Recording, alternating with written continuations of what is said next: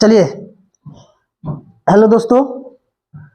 आज हम लोग अपने ऑब्जेक्टिव सेशन जो स्टार्ट किए थे लोग, कल हमने लगभग 50 को ऑब्जेक्टिव कल हमने बता दिया था। एक ही टाइप का ऑब्जेक्टिव कुछ थे जो हमने छोड़ दिया था। आज हम लोग अगले लेवल की बात करेंगे और इसमें हम लोग 51 नंबर से ऑब्जेक्टिव पढ़ना स्टार्ट करेंगे। कल लास्ट वीडियो में हमने आप लोग को एक तरीका सिखाया था कि कभी भी रेकरिंग वाले क्वेश्चन ऐसे आए तो इसे हम परिमेय संख्या में कन्वर्ट कर सकते हैं। इसको हम परिमेय संख्या के रूप में कन्वर्ट कर सकते हैं। इसका एक शॉर्ट ट्रिक हमने आपको बताया था, एकदम छोटा ट्रिक। बोले टोटल है 25 में से कितना माइनस कर देंगे 2, कितना हो गया 23/9, ये इसका आंसर हो जाएगा। ये तरीका कल हमने आपको सिखा दिया था। बाय द वे मान लीजिए कभी क्वेश्चन अलग रूप में आ जाए, इसका क्वेश्चन कभी अलग रूप में कैसे आ जाए, हमने दे दिया 2.54, एक पर रेकरिंग है और एक पर रेकरिंग नहीं है, तब इसका ध्यान समझिए बालक, तब इसका आंसर कैसे होगा। तो हम क्या करेंगे 2.5 बढ़ जाएगा 2.5 इस पर रेकरिंग है, 4 के ऊपर रेकरिंग है, तो इसका आंसर हम कैसे निकालेंगे। तो अगर एक रेकरिंग अगर डेसिमल के बाद सब पर रेकरिंग रहता है, जैसे मान लिया हम लिखते हैं 354 सब पर रेकरिंग है, तो हम लिखेंगे 354, 3 घटा देंगे 351/99 हो जाएगा। हो गया। देखिए, तो यहाँ पर हमें आपको बताया कि एक पर रेकरिंग है और एक पर रेकरिंग नहीं, तो उसका क्या कॉन्सेप्ट होगा। ये वाला कल हमने आपको नहीं बताया था। कल हमने सिर्फ ये बताया था कि अगर डेसिमल के बाद 2 डिजिट है, 3 डिजिट है, तो सब पर बार होगा तो उसको कैसे बनाएंगे। अगर डेसिमल के बाद किसी एक पर बार हो, किसी एक पर बार ना हो, तब क्या करेंगे। तो क्या करते हैं, सबको लिख देते हैं, वही तरीका, कोई चेंजिंग नहीं करेंगे, सबको लिख देंगे। जिस पर रेकरिंग नहीं है उसको घटा देंगे, -25 पर रेकरिंग नहीं है, 25 घटा दिया। अब यहाँ पर थोड़ा सोचिएगा लोग, एगो अंक के ऊपर रेकरिंग है, एगो 9 आ गया। इस पर डेसिमल के बाद देखेंगे कितने नंबर पर रेकरिंग नहीं है, तो एक नंबर पर रेकरिंग नहीं है। तो जब रेकरिंग है तो उसके लिए 9 और रेकरिंग नहीं है तो उसके लिए हम 0 का यूज कर लेंगे। यानी कि इसका आंसर हमारा हो जाएगा 254 में से 25 घटाइए, 14 में से 5 गया 9, 4 में से 2 गया 2, और ये हो गया 229 बट्टे कितना हो गया। कोई दिक्कत यहाँ तक किसी को समझ में आ गया होगा। अब हम आपसे किसी स्टूडेंट को बाहर निकाल देंगे और आपसे हम पूछेंगे इसके आंसर बताइए। तो पहले हम ऑब्जेक्टिव कुछ बताते चले, आपको आंसर निकालते चले, उसके बाद हम बीच में किसी स्टूडेंट को निकाल के बाहर खड़ा करके आपसे पूछना शुरू कर देंगे। तो ध्यान से आप सी बोर्ड पर देखिए, समझिए कैसे बन रहा है, उसको कंटिन्यू करते हैं। पहला क्वेश्चन देखिएगा, 51 नंबर क्वेश्चन है, दिया हुआ है 3 + √3 और 3 - √3, 3 + √3 और 3 - √3 का मान क्या होगा। a + b और a - b, सिंपल सी बात है, a² माइनस क्या हो जाएगा b², 3 3 का 9। अब ये तो मान पूछ नहीं रहा है, पूछ रहा है परिमेय होगा कि अपरिमेय होगा। तो आप बताइए 9 और 3 आ गया 6, परिमेय है कि अपरिमेय है। परिमेय संख्या है, कल ही बताए थे। जिसका स्क्वायर रूट टूट जाए परिमेय है, जिसका स्क्वायर रूट न टूटे वो अपरिमेय है। तो यहाँ पर मान 6 आ गया, तो ये परिमेय होगा कि अपरिमेय होगा, ये हो जाएगा आपका परिमेय संख्या। अगला क्वेश्चन फिर दिया हुआ है 3.57 दोनों पर बार है, पूछ रहा है इसका मान परिमेय के परिमेय। तो रेकरिंग वाले नंबर को परिमेय संख्या में कन्वर्ट किया जा सकता है, कल इस बात को हमने आपको समझाया था। ये भी आंसर हो गया परिमेय संख्या। ये परिमेय है क्या अपरिमेय है, तो यहाँ पर बार बार डेसिमल लगता रहा है, यहाँ पर एक है, यहाँ पर 2 एक है, यहाँ 3 एक, यहाँ 4 एक लगता रहा बढ़ेगा। ये कल आपको बताए थे, अपरिमेय संख्या का दशमलव प्रसार अशांत अनावर्ती होता है और इसको हम बोलते हैं क्या, अपरिमेय संख्या।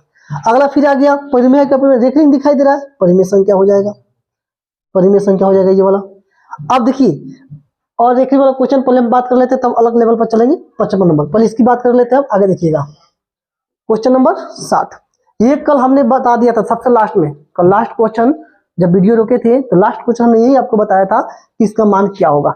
0.32 है, 12 इस पर, तो यहाँ तो कुछ नंबर है नहीं कि हम माइनस करेंगे, 32/99 आंसर हो जाएगा। देखिए खत्म।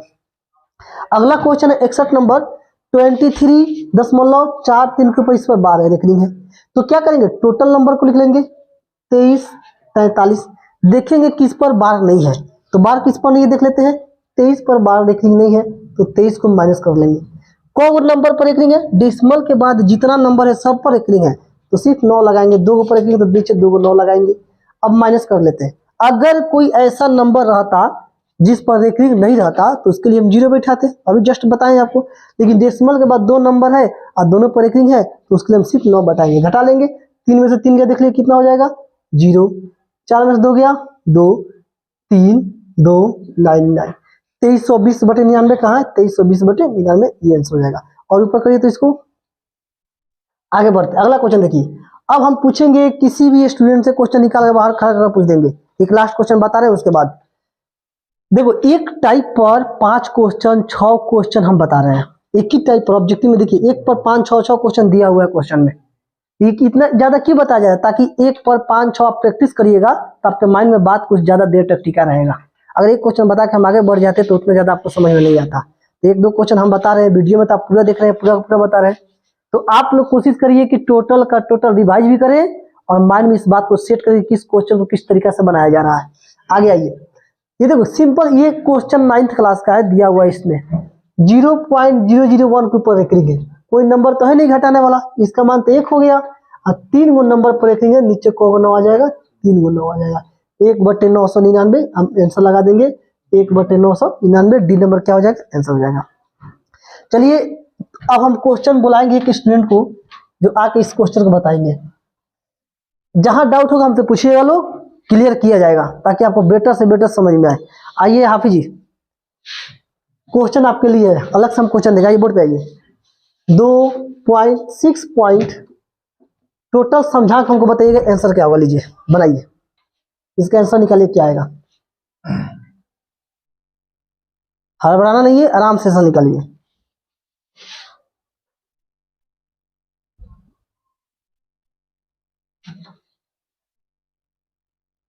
देखिए हम क्या बताए थे, क्या तरीका बताए थे।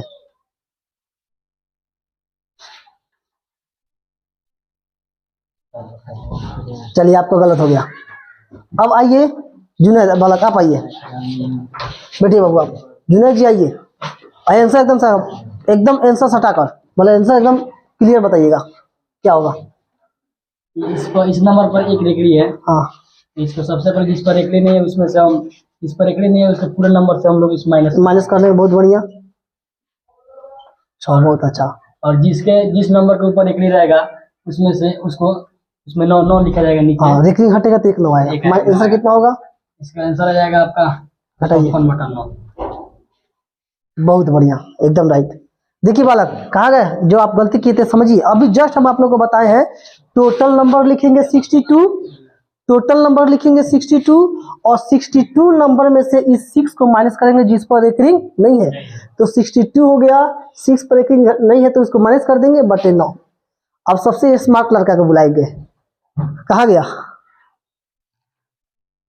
लुकमान बाबू आइए, आइए जल्दी आइए।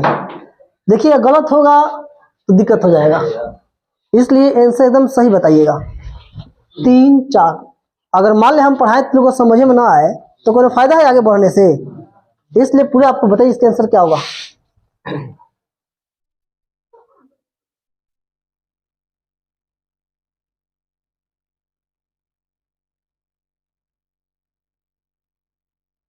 बहुत बढ़िया, ये हो गया। मान लीजिए टोटल हो गया 24, इस पर बार नहीं है, आपने इसको माइनस कर दिया, हाई हट के नीचे क्या गया 9। बढ़िए, अगर इसी क्वेश्चन को बालक मान ली इसी क्वेश्चन को आप देखिए, आप एग्जाम दीजिएगा ना तो 2 टाइप में क्वेश्चन आएगा। हमेशा हर एक साल क्वेश्चन में उठा के आप पढ़िए, हर एक साल ऑब्जेक्टिव में भी ये क्वेश्चन देता है और लघुत्तरीय में भी ये क्वेश्चन देता है बनाने के लिए। तो हम वहाँ मानते हैं, माना कि x पर इतना, x दोनों तरफ 10 से गुना करने पर, अगर 1 ऊपर रेखिंग है तो 10 से गुना करेंगे, 2 पर रेखिंग है 100 से गुना करेंगे। तो इस क्वेश्चन, इस वीडियो के लास्ट में, यानी कि जब हम लोग का क्लास खत्म होगा उस समय आप लोग एक ट्रेडिशनल तरीका से इसको बनाना सिखाएंगे कि कैसे पूरा लंबा नियम से बनाते हैं। अभी हम लोग ऑब्जेक्टिव आगे बढ़ाएंगे, इस सब टॉपिक को आगे हटाइए, खत्म करिए, आगे लाइए। तो यूक्लिड पर चले हम लोग और आगे बढ़िए। बस रुकिए रुकिए रुकिए, देख ले कोई, बस रुकिए। ये क्वेश्चन वाला क्वेश्चन नंबर 64 देखिएगा, जितना मेन है एक एक करके पूरा बताते चल रहे हैं, आप समझते चलिएगा। 64 की बात करते हैं। 59 तो कोई बता सकता है, 59 अभी जस्ट पीछे हम लोग पढ़ के आए हुए लोग। 0.3 को पढ़ क्या कर रहा है, परिमेय संख्या बदल देना है। तो 3/9 1/3 आंसर हो जाएगा। सिंपल दिखाई दे रहा है, टिक लगा देंगे 1/3 पर। ये तो एकदम पिछला वाला ही क्वेश्चन था। आगे बढ़ते वाला ये देखिए 64, आपको यहाँ हम कॉन्सेप्ट सिखाएंगे। पूछ रहा है 1440 में 2 का अधिकतम घात कितना होगा। तो सबसे पहले हम 1440 का प्राइम फैक्टराइजेशन निकालेंगे, फैक्टर तोड़ेंगे उसका। तो 1440 को तोड़ते हैं, 40 को हम तोड़ते हैं, 2 से कटेगा। देखो आप लोगों को समझाने के लिए हम एक एक टॉपिक पूरा धीरे धीरे बता रहे हैं। 180, 2 से काटेंगे 90, फिर 2 से काटेंगे 45, फिर 5 से काटेंगे 90। हमने 1440 को तोड़ दिया। अब क्वेश्चन पूछा है 2 का अधिकतम घात, तो गिनिए 2 का कितने बार 2 आया, 1 2 3 4 और 1 5, यानी 2 का अधिकतम घात कितनी हो जाएगी, 5 हो जाएगी। फिर से हम क्वेश्चन देखिए, अब आपके सामने देख, एक क्वेश्चन हमने बताया, सेकेंड क्वेश्चन आपके सामने सेम इसी में क्या आया। तो फायदा क्या होगा, एक हम बनाए एक आप बनाइएगा, टॉपिक आपको समझ में आ जाएगा हमेशा के लिए। यहाँ पर 625 के गुणनखंड में 5 का अधिकतम घात, तो 625 को हम तोड़ेंगे, 625 को तोड़ेंगे, कितना बाद में कटेगा, 125, फिर कटेगा 25, फिर कटेगा 25, को 5 आया, 4 को 5 आया, आंसर क्या हो गया 4। अगला क्वेश्चन देखिएगा, सीधी सीधी इतना में क्रमागत शून्यों की संख्या, बहुत बढ़िया क्वेश्चन ये आ गया। देखिए इस टाइप के शून्यों की संख्या निकालने वाला आगे क्लास में जाइएगा, सीजीएल का तैयारी करिएगा या फिर किसी कॉम्पिटेटिव एग्जाम का तैयारी करिएगा, तो आपको शून्यों की संख्या निकालना सिखाया जाएगा कि शून्य का संख्या निकलता कैसे है। अगर आप बताइए हम एक 10 की बात करें कि एक 10 में एक 0 ये कहाँ से आता है, जब इसके फैक्टर में 2 और 5 आएगा तब।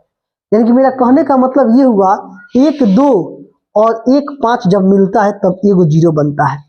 अब हम तो से हम क्वेश्चन अभी नहीं बात कर रहे हैं, हम एक्स्ट्रा आपको बता रहे हैं। अगर आपके सामने हम बोले किसी नंबर का गुणनखंड रूप ये है 3 गुने 5 गुने 5, अब कहेंगे कि इन सब को आप मल्टीप्लाई करिएगा तो लास्ट में 0 की संख्या कितनी होगी, ये आपसे पूछा जाएगा। लास्ट में 0 की संख्या क्या हो जाएगी, तो आप बताइए। देखेंगे को 2 5 मिल रहा है, एगो 2 5 मिलेगा तो लास्ट में एगो 0 आएगा, एक और 2 5 मिल गया एक और 0 आएगा, यानी कि इसका मतलब इस संख्या का हम गुना करेंगे तो लास्ट में कितने 0 आएंगे, 2 0 आएंगे। ये बात आपको समझ में आ रहा होगा कि कैसे 2 0 आ जाएगा, क्योंकि अभी जस्ट हमने आपको बता दिया 1 2 और 1 5 जब मिलता है तो यहाँ पर 1 0 बन जाता है लास्ट में। अब यहाँ पे क्वेश्चन बाबू दिया हुआ है, ये आपका किसी नंबर का फैक्टर है, ये आपका किसी नंबर का फैक्टर है, इसके क्रमागत शून्यों की संख्या कितनी, मतलब लास्ट में जब गुना कर लीजिएगा, गुना कर लेंगे फाइनल, तो को 0 बनेगा लास्ट में। तो बताओ यहाँ 2 को, हमको तो मतलब 2 5 से है, 0 की संख्या मतलब 2 5 से, दूसरा डिजिट से हमको कोई मतलब ही नहीं है। तो इसमें 2 है 3 गो, इसमें 5 है 4 गो, तो को 0 बना, 1 गो 0 2 गो 0 3 गो 0 बन रहा है, तो आंसर क्या लगा देंगे, 3 पर टिक लगा देंगे। चलिए आगे बढ़िए, यहाँ तो कोई दिक्कत नहीं होगा, आगे बढ़ते। अब आइए रुक जाइए बस, अब यहाँ पर हम लोग पहले कॉन्सेप्ट सीखेंगे, क्योंकि हम लोग का मेन टॉपिक चैप्टर नंबर 1 जो यूक्लिड लेम्मा हम लोग को पढ़ना है, विभाजन एल्गोरिथम, यूक्लिड प्रमेय साहब पढ़ना है, यूक्लिड प्रमेय का पूरा रूल्स पढ़ना है, एचसीएफ कैसे निकालते हैं, कैसे फाइंड करते हैं 2 नंबर का। तो पहले हम कॉन्सेप्ट थोड़ा सा जान लेते हैं लोग, फिर उसके बाद टॉपिक पढ़ेंगे लोग। ऐसा बात नहीं कि हम ऑब्जेक्टिव स्टार्ट किए तो आपको सिर्फ ऑब्जेक्टिव ही लगातार बताते चले जाएंगे। आपको ये सब टॉपिक पूरा क्लियर कब समझ में आएगा, जब आपको चैप्टर के बारे में पूरा बढ़िया तरीका से नॉलेज रहेगा तब। तो हम कोशिश करेंगे पहले आपको चैप्टर बार फिर समझाएं, उसके बाद फिर एक एक करके आपको बनाए, ताकि आपको वो भी टॉपिक क्लियर हो, आपका ऑब्जेक्टिव भी क्लियर हो। और हो सकता है जब पीडीएफ आपके पास हम डाल देंगे तो आप घर पर बैठ के पूरा पूरा अपने मन से बना के ला दीजिएगा, और यहाँ पे जो डाउट होगा हमसे आकर पूछ लीजिएगा, चैप्टर क्या हो जाएगा फिनिश। यानी कि हम लोग कोशिश करेंगे एक चैप्टर कम से कम 3 या 4 दिन तक, 2 से 3 दिन में खत्म कर देना है पूरा फाइनल ऑब्जेक्टिव के साथ। आइए स्टार्ट करते हैं। इसके बाद इमरोज को बुलाया जाएगा, क्या इमरोज बनाइएगा ना। चलिए आप तो एकदम तेज लड़के हैं, आप ही है कि सब क्वेश्चन बन पाता है, बहुत तेज लड़का है, मानना पड़ेगा। अपने लाइफ में इसके जैसा स्टूडेंट हम नहीं देखे, सच में ये पढ़ने वाला लड़का है। रात को 8 बजे 11 बजे 12 बजे कॉल करके पूछता है सर ये क्वेश्चन कैसे बनेगा। सही बात है कि नहीं बाबू। चलिए आगे देखिए, हम लोग बात करेंगे लोग यूक्लिड प्रमेय, समझिएगा पहले समझिए इसके बारे में।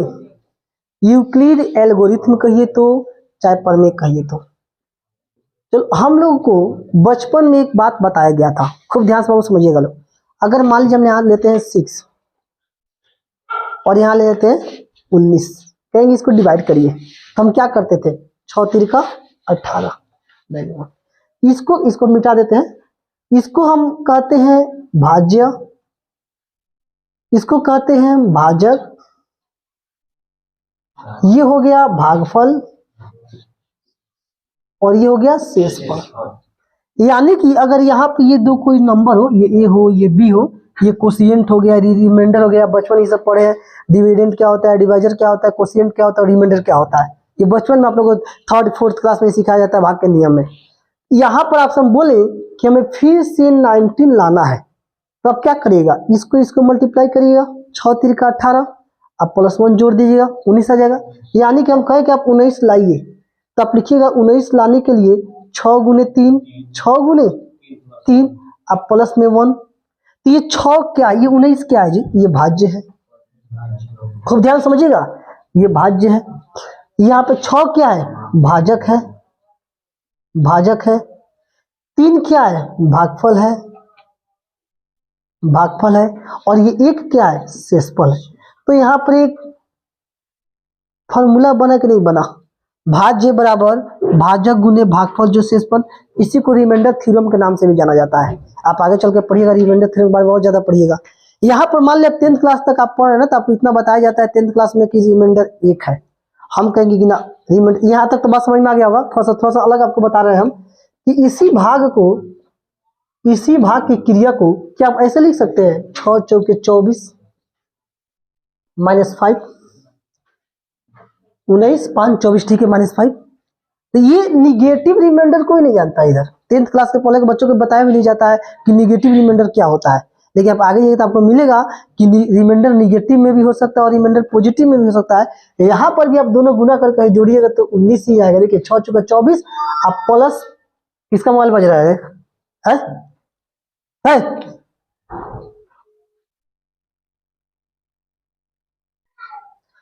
चलिए देखिए, तो यहाँ पर निगेटिव रिमाइंडर का कॉन्सेप्ट भी हमने आपको बता दिया कि निगेटिव रिमाइंडर क्या होता है, पॉजिटिव क्या होता है। हम लोग बात करते हैं, यूक्लिड साहब ने ये बात बोला, फिर इस पर हम लोग HCF कैसे निकाल पाएंगे, HCF निकालने का क्या तरीका होता है, तो इसको मिटा दे थोड़ा सा हम।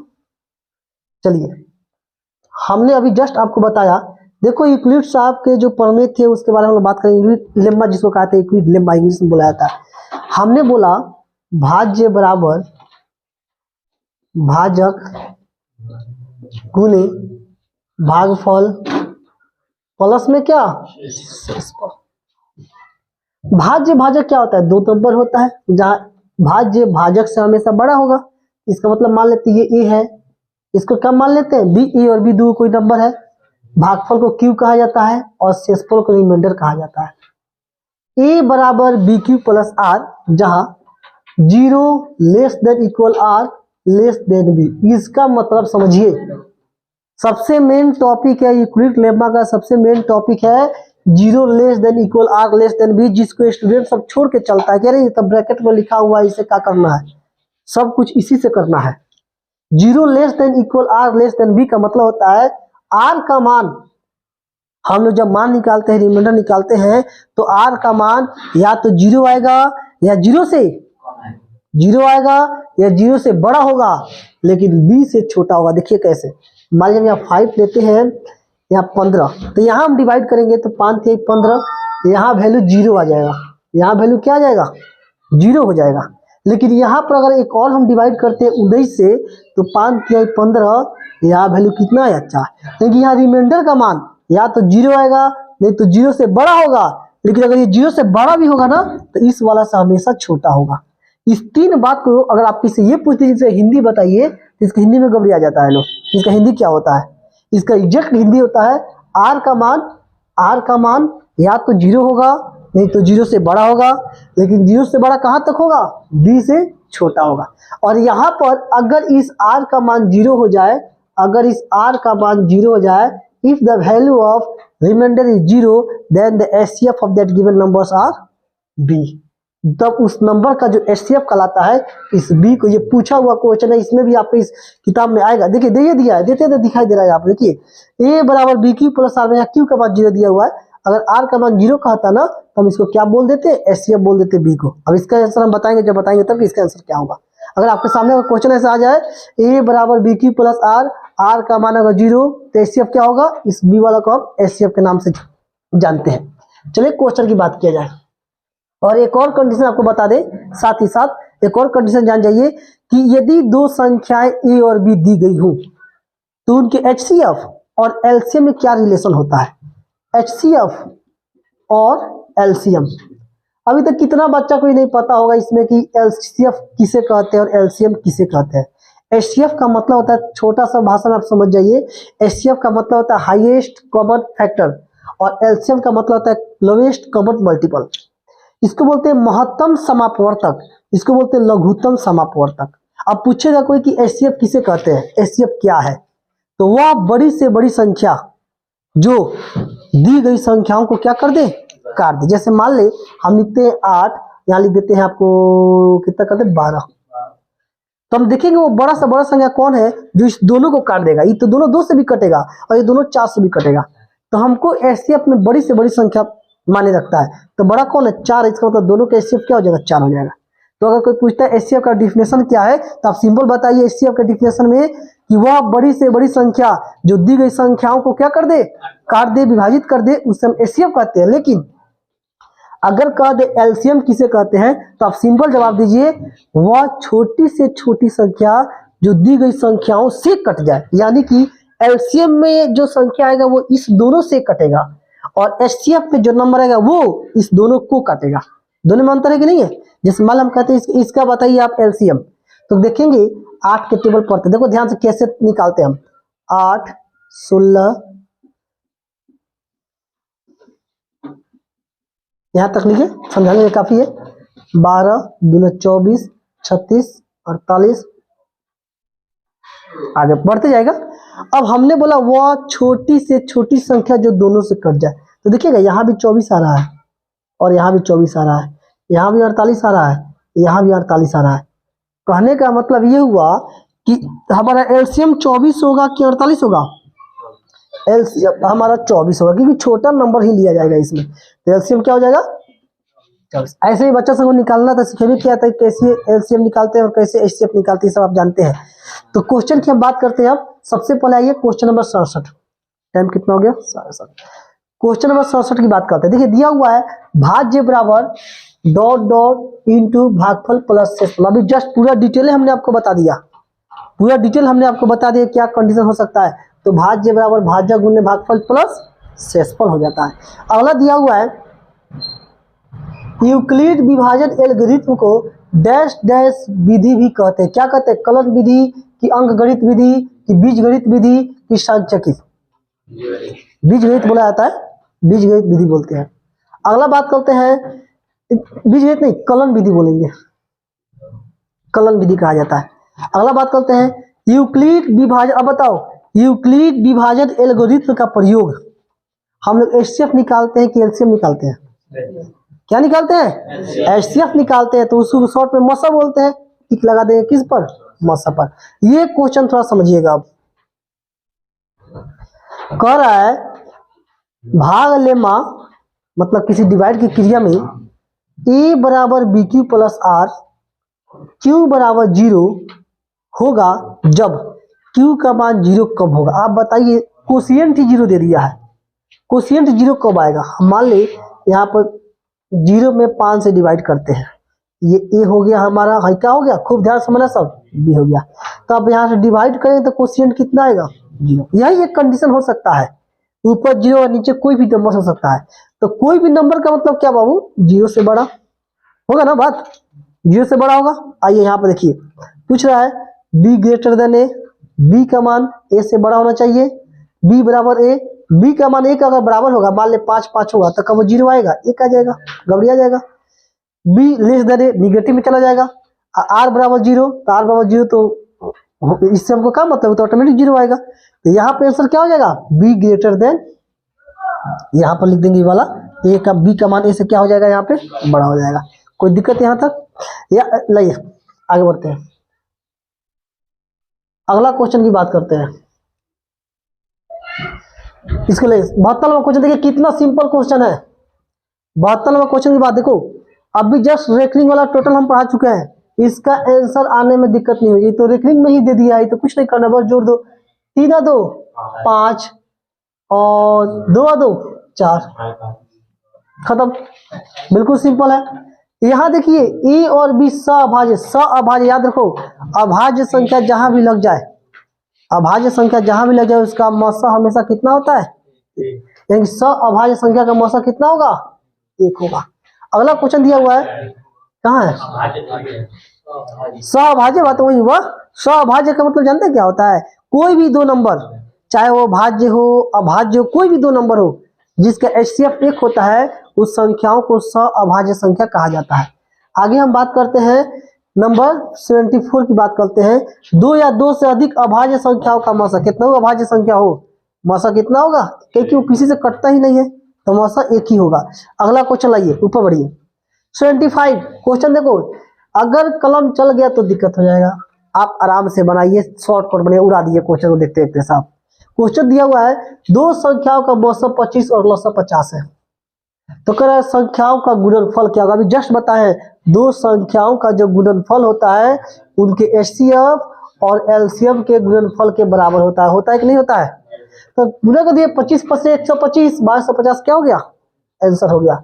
या फिर यहाँ देखिए संख्याओं 25 और 50 के HCF और LCM का गुणनफल क्या होगा। दो संख्या है 25 और 50 है, तो इनके HCF और LCM का जो गुणनफल होगा इस नंबर के गुणनफल के बराबर होगा। सेम वही क्वेश्चन है, तो 125 2250 क्या हो जाएगा, आंसर हो जाएगा। लगभग 76 क्वेश्चन हम लोग बना लिए आज। तो आज का क्लास यहीं पर रोका जाएगा। अगला वीडियो में कल आपको हम बताएंगे यूक्लिड प्रमेय पर भी जो क्वेश्चन आपको मिलेगा A बराबर BQ प्लस R के रूप में, उस पर हम लोग डिस्कशन करेंगे। आप लोग क्लास में पढ़ लिए। दूसरा बात कि आप घर पे जाइए तो एक बार वीडियो पूरा देखिए, समझिए कहाँ पे क्या क्या हम बताए हैं। आप अगर उस पर भी कोई डाउट अगर मिलता है आपको तो आगे क्लास में फिर हमसे एक बार पूछिए, ठीक है। कोशिश करिए कि ऑब्जेक्टिव क्वेश्चन में हमारा गलती एक प्रकार का नो। इसमें अभी और क्वेश्चन है, लगभग 100 क्वेश्चन होगा, 100 110 क्वेश्चन होगा, तो टोटल क्वेश्चन हम लोग बनाने का प्रयास करेंगे। लोग अगला वीडियो आप लोगों को कल अपलोड करेंगे। और कल हम लोग फिजिक्स का फर्स्ट चैप्टर का ऑब्जेक्टिव भी बनाएंगे, फर्स्ट चैप्टर का फिजिक्स का, और साथ ही साथ मैथ का भी, दोनों एक साथ चलेगा कल, ठीक है। फिजिक्स का भी जाएगा और मैथ का भी जाएगा। ठीक है, वीडियो रोक दीजिए आप।